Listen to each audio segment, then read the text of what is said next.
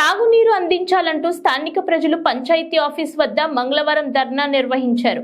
పల్నాడు జిల్లా దాచేపల్లి నగర పంచాయతీ పరిధిలో మంగళవారం నీటి కోసం ధర్నాకు దిగారు.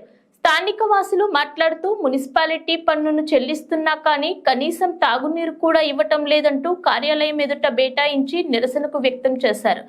దీంతో పంచాయతీ ఆఫీస్ వద్ద ఉద్రిక్తత నెలకొంది.